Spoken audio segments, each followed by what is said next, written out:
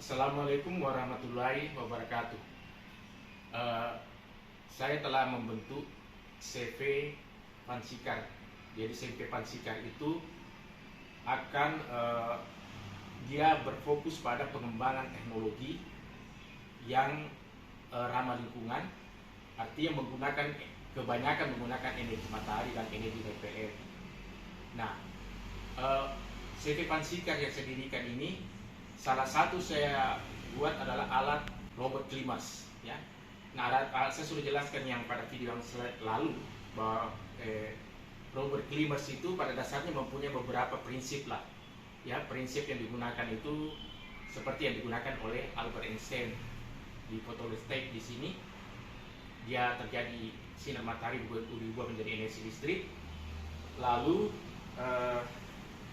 dia menggunakan hukum Ohm pada waktu di alirannya turun ke baterai sampai ke alatnya, kemudian dari alat dia akan menggunakan hukum terpinang panas konduksi. Nah, itu garis besar dalam pengembangan teknologi ini. Nah, di Pansikar saya akan kembangkan antara dua keahlian, jadi keahlian dari kampus dengan keahlian pengalaman, ya. Jadi pengalaman daripada bengkel-bengkel kita yang hebat-hebat, juga dari pengalaman dari kampus. Nah, alat ini saya setelah patenkan. Kemudian ada perencanaan untuk alat-alat selanjutnya. Beberapa alat-alat yang akan saya kembangkan adalah misalnya alat HV portable yang bisa mengatur suhu pada alat itu, sehingga jumlah bibit, apakah itu bibit udang atau bibit yang lain, itu bisa diatur sehingga jumlah kematian itu kecil. Begitu pula alat untuk pembasmi hama di tambak, akan ada perencanaan juga ke situ. Selain itu adalah perahu yang mempunyai sistem keselamatan tinggi, yang mempunyai teknik-teknik mekanika fluida, aerodinamikanya kita akan terapkan di situ. Kemudian sistem pengindaran jarak jauh dan menggunakan sumber energi matahari dan energi listrik yang berasal dari PLN. Itu juga ada salah satu bentuk terobosan.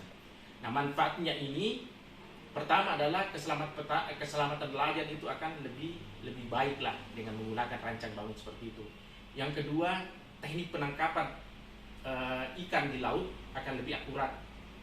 Dan yang ketiga, bisa untuk pariwisata. Jadi misalnya ombak yang terlalu besar di laut, maka perahu ini bisa dipindahkan ke sungai untuk wisata, kegiatan-kegiatan wisata. Ya, itu contohnya, ya.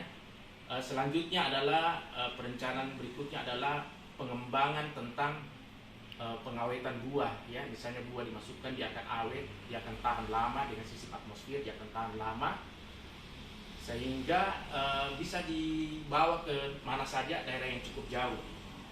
Lalu perencanaan berikutnya adalah traktor yang menggunakan sinar matahari dan energi listrik dari PLN dengan juga sistem aerodinamika yang bagus.